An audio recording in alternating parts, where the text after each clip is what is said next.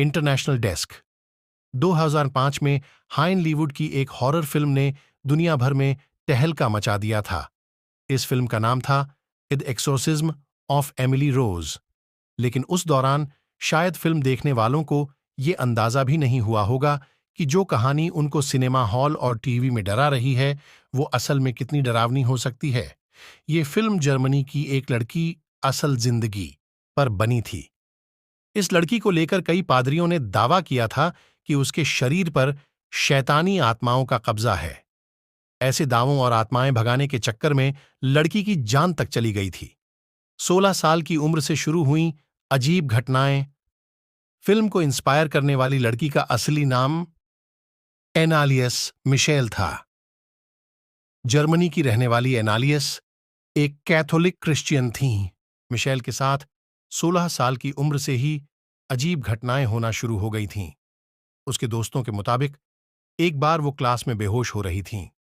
उसके दोस्तों ने बताया कि उसी रात मिशेल अचानक अपने बिस्तर से उठी और उसने शरीर में भारीपन महसूस होने की भी शिकायत की। इस घटना के 1 साल बाद फिर से मिशेल को ऐसी ही परेशानियां होने लगीं और उसे डॉक्टर के पास ले जाया गया, पर डॉक्टर भी परेशानी का पता नहीं लगा पाए। इसके कुछ ही दिनों बाद मिशेल को टीबी हो गया, जिसके इलाज के लिए उसे हॉस्पिटल में एडमिट कराया गया, जहां उसकी हालत और खराब होनी शुरू हो गई। मिशेल पर कई टेस्ट्स हुए, जिसमें उसके एपिलेप्सी से पीड़ित होने की बात सामने आई। इन परेशानियों बावजूद मिशेल ने अपने स्कूल की पढ़ाई पूरी की और कॉलेज में दाखिला भी लिया। लड़की के अंदर थीं शैतानी आत्माएं होने का दावा।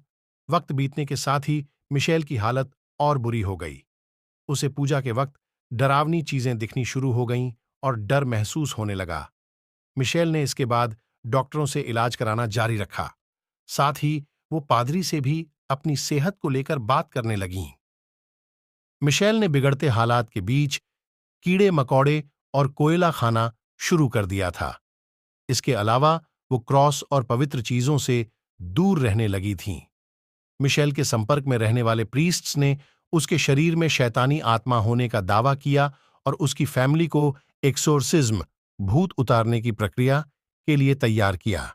सीक्रेट एक्सोर्सिज्म के लिए भूत के शक में ले ली लड़की जान।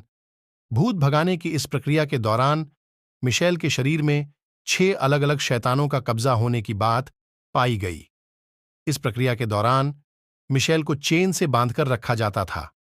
इतना ही नहीं, उसका खाना पीना तक बंद कर दिया गया था। इन सब वजहों के चलते उसकी तबीयत लगातार बिगड़ती ही जा रही थी और 1976 में आखिरकार मिशेल की मौत हो गई।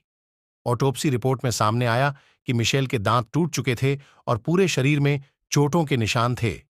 प्रीस्ट्स के मुताबिक मौत से पहले उन्होंने मिशेल के हाथ और पैर में बिल्कुल वैसे ही निशान देखे थे जैसे क्रॉस में लटकाने के दौरान जीसस के हाथों में उभरे थे। प्रीस्ट्स के मुताबिक ये मिशेल की आत्मा मुक्त हो जाने की निशानी थी, जबकि कोर्ट ने इसे हत्या का मामला करार दिया। कोर्ट ने 1978 में मिशेल के पेरेंट्स और दोनों प्रीस्ट्स को हत्या के जुर्म में जेल की सजा भी सुनाई थी।